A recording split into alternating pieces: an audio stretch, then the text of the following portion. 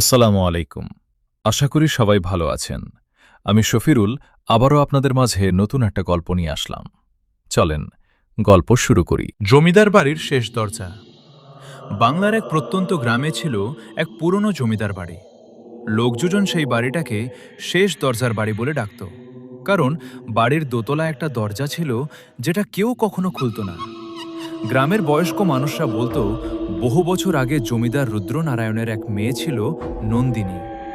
মেয়েটা খুব সুন্দরী ছিল, কিন্তু হঠাৎ এক রাতে সে নিখোঁজ হয়ে যায়। এরপর থেকেই বাড়ির দোতলা থেকে মাঝরাতে কান্নার শব্দ শোনা যেত। একদিন শহর থেকে চার বন্ধু সেই গ্রামে ঘুরতে আসে। তারা এসব গল্প শুনে হাসাহাসি করে ঠিক করলো রাতে জমিদার বাড়িতে যাবে। রাত ঠিক 12টা। চারজন টর্চ নিয়ে বাড়ির ভেতরে ঢুকলো। চারপাশে ধুলো, মাকড়সার জাল আর ভাঙা আসবাব। হঠাৎ উপরে থেকে টক টক টক শব্দ আসতে রাখতে লাগলো। রিয়াদ বলল, চলো দেখি।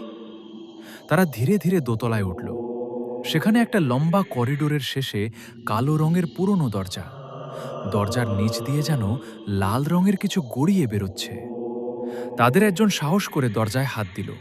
সঙ্গে সঙ্গে দরজাটা নিজে থেকেই খুলে গেল। ভেতরে একটা অন্ধকার ঘর। ঘরের মাঝখানে সাদা শাড়ি পরা এক মেয়ে পেছন ফিরে বসে আছে। তার চুল মাটিতে লুটিয়ে পড়েছে। রিয়াদ কাঁপা গলায় বলল, কে কে আপনি? মেয়েটা ধীরে ধীরে ঘুরে দাঁড়ালো, আর সবাই চিৎকার করে উঠল, কারণ তার চোখ দুটো ছিল না, শুধু কালো ফাঁকা গর্ত। হঠাৎ ঘরের সব দরজা জানলা বন্ধ হয়ে গেল। চারপাশে ঠান্ডা বাতাস বইতে লাগলো। মেয়েটা ফিসফিস করে বলল, এতদিন পর কেউ এলো আমার সঙ্গে থাকতে। এক এক করে টর্চ নিভে গেল। তারপর শুধু শোনা গেল ভয়ঙ্কর চিৎকার। পরদিন সকালে গ্রামের লোকজন জমিদার বাড়ির সামনে 4 জোড়া জুতা খুঁজে পায়, কিন্তু সেই 4 বন্ধুর আর কোনো খোঁজ মেলেনি। আজও নাকি মাঝরাতে জমিদার বাড়ির শেষ দরজাটা নিজে থেকেই খুলে যায়, আর ভেতর থেকে ভেসে আসে কারো কান্নার শব্দ।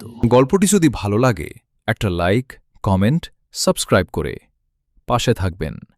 আবারও দেখা হবে কাল রাত 8টায় নতুন কোনো ভয়ানক গল্প নিয়ে।